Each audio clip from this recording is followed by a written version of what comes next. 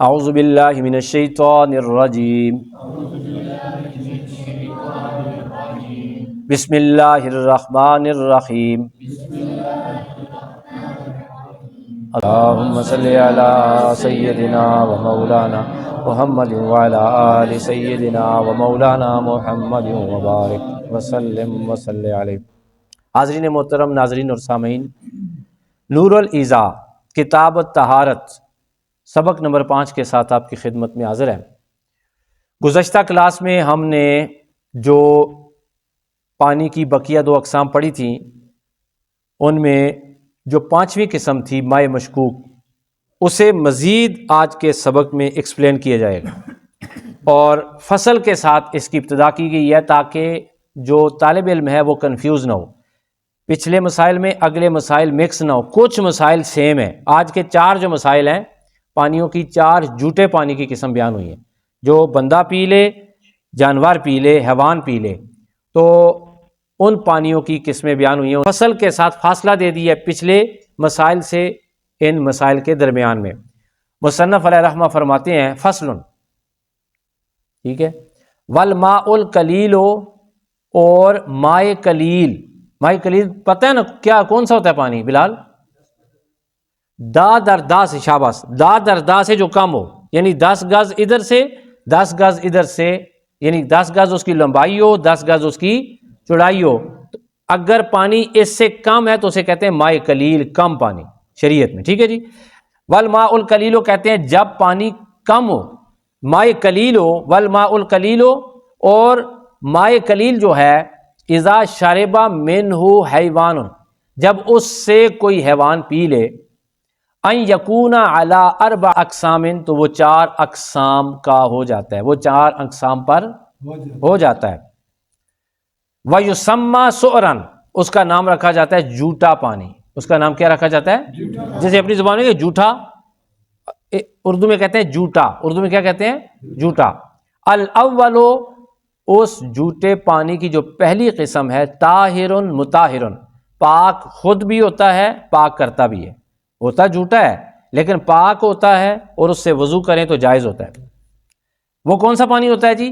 وَهُوَ مَا شَرِبَ مِنْهُ آدَمِيٌّ، اور وہ پانی ہوتا ہے جس سے پیا ہو آدمی نے، او فارسن، یا گھوڑے نے، او ما یؤکل لحمہ، یا ایسے جانور نے پیا ہو اس میں سے منہ لگا کے کہ جس کا گوشت کھایا جاتا ہے۔ تو کہتے ہیں آدمی پی لے پانی سے تو پانی پاک رہتا ہے، گھوڑا پی لے پانی سے تو پانی پاک رہتا ہے، اور ایسا جانور جس کا ہم گوشت کھاتے ہیں، حلال جانور جو ہے، اس کا جھوٹا بھی ناپاک نہیں ہوتا۔ لیکن اب سوال یہاں پہ آپ کے ذہن میں آنا چاہیے، کیا اگر کوئی غیر مسلم پانی پی لے، ہمارا ٹب رکھا ہوا ہے وضو کے لیے، کوئی مہمان آ گیا غیر مسلم، گزر رہا تھا، اسے پیاس لگی، وہ ہمارے گھر میں آ گیا، یا باہر کے ممالک میں جہاں جو ہے وہ پڑوس میں رہتے ہیں غیر مسلم، اس نے آ کے پی لیا، منہ لگا کر ٹب سے پانی پی لیا، تو کیا پانی ناپاک ہو گیا؟ اس سے وضو کریں گے کہ نہیں؟ شریعت کہتی ہے، ہمارا اسلام بہت زیادہ کشادگی والا مذہب ہے، کہتے ہیں پانی ناپاک نہیں ہوا، یعنی آدمی نے پانی پیا چاہے وہ غیر مسلم تھا، اس کا پانی ناپاک نہیں۔ ایک بندے پہ غسل واجب تھا، اس نے پانی پیا ٹب سے، لوٹے سے پی لیا، منہ لگا کے، جگ سے پی لیا، بندہ کیا اس سے وضو کر سکتا ہے کہ نہیں؟ جنبی آدمی بھی پانی پیے گا تو اس کا ناپاک نہیں ہوگا۔ جس عورت پہ غسل واجب ہے، کیا وہ پیے گی تو پانی ناپاک ہوگا؟ کہتے ہیں اس سے بھی پانی ناپاک نہیں ہوگا۔ لیکن ایسا بندہ جس نے شراب پی ہو، وہ شراب پی کر پانی کو منہ لگائے گا، سارا پانی ناپاک ہو جائے گا، نمبر 2، ایسا بندہ جو حرام کھاتا ہے، حرام کی کوئی چیز کھائی اور کھا کے اس نے اس ٹب کو منہ لگایا، یا کسی جگہ کے منہ کے ساتھ منہ لگا کے پانی پیا، تو پانی سارا کیا ہو جائے گا؟ ناپاک ہو جائے گا، اس سے وضو نہیں ہو سکتا۔ اس کے علاوہ کسی بندے نے الٹی کر کے، یعنی کہ کہہ کی، اور اس کے بعد اس نے پانی پیا جس برتن سے منہ لگا کے، وہ پانی بھی ناپاک ہو جائے گا۔ جس کے منہ میں کافی سارا خون آ رہا ہو، جس کے منہ میں خون آ رہا تھا، خون والا منہ کسی نے پانی میں لگایا تو وہ پانی بھی ناپاک ہو جائے گا۔ اس کے علاوہ پانی جو آدمی پیے گا، ان چاروں اقسام کے علاوہ، ان چاروں حالتوں کے علاوہ اگر انسان پانی سے پیے گا تو پانی ناپاک نہیں ہوگا۔ گھوڑے کا ذکر کیا اس لیے گھوڑے کا گوشت تو ہم نہیں کھاتے، لیکن گھوڑا جو ہے اس کا جوتا پاک ہوتا ہے، اور ہر وہ جانور جو حلال ہے، یعنی کہ جس کا گوشت ہم کھاتے ہیں وہ کیا ہوتا ہے؟ حلال نہیں۔ وَالثَّانِي نَجَسٌ لا يجوز استعمالہ، دوسرا پانی ناپاک ہوتا ہے، اس کا استعمال جائز نہیں ہوتا۔ وہ کون سا پانی ہوتا ہے؟ وَهُوَ مَا شَرِبَ مِنْهُ الْكَلْبُ، ایسا پانی جس سے کتے نے پیا ہو، او الخنزیر، یا خنزیر نے پیا ہو، او شیء من سباع البہائم، یا ایسے جانور نے پیا ہو جو چیر پھاڑ کر کھانے والا ہو، درندہ، ایسے درندے جو کہ چیر پھاڑ کر کھانے والے ہوں، کالفادے، جیسا کہ چیتا، چیتے کا جوتا بھی ناپاک ہے، والذئب، اور بھیڑیے کا جوتا بھی ناپاک ہے۔ بھئی وہ گوشت کھانے والے ہیں، ان کے منہ کے ساتھ کسی حرام جانور، کتے کو شیر نے کھا لیا، آ کے پانی پی لیا تو کیا حکم ہوگا؟ کوئی اعتبار نہیں ہے، اس لیے ان تمام کا جوتا کیا ہوگا؟